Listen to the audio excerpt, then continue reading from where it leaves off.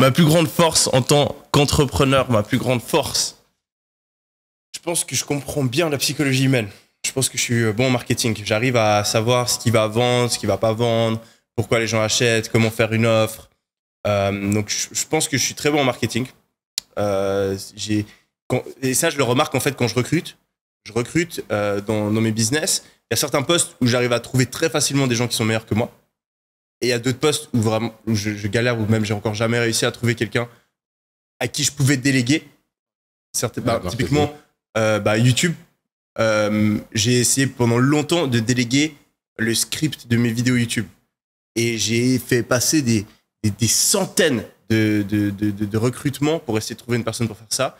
J'ai jamais réussi à trouver quelqu'un qui, pour moi, arrivait à maintenir les performances qu'on avait sur YouTube si c'est moi qui fais la vidéo.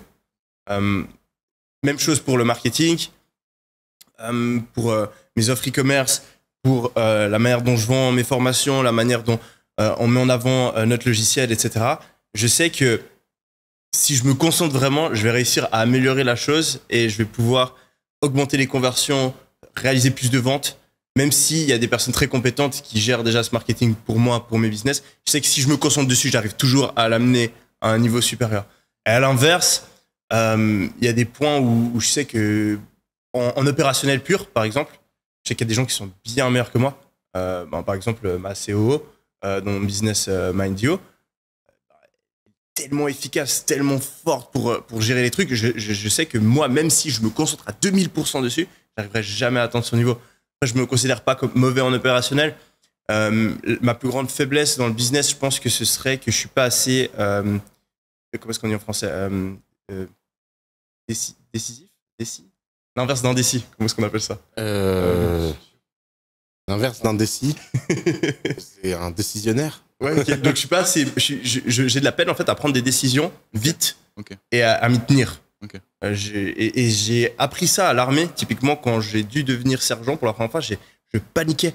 Quand tu es dans une situation un peu, est-ce qu'il faut faire ça ou ça, et tu dois donner un ordre rapidement. Pendant mes premières semaines, je bégayais. J'ai toujours envie de peser le pour et le contre, réfléchir pendant très longtemps avant de prendre une décision. Et dans le business, en fait, et tu as Jeff Bezos qui en parle, tu as énormément de décisions où le coût de perte de temps que tu mets à réfléchir et à procrastiner ta décision est beaucoup plus important que le coût de prendre la mauvaise décision et ensuite de réadapter dans l'autre sens. Et je sais que moi, je fais cette erreur tout le temps. Je suis là, est-ce que je devrais faire ça ou ça? Et donc, je fais rien. Et alors que je devrais juste essayer un des deux, voir, ah ok, ça marche pas, puis du coup, je fais l'inverse. Donc ça, je pense que c'est, surtout en tant que leader que CEO, c'est un des points où je devrais m'améliorer et où mes business fonctionneraient mieux si j'avais pas ce problème-là.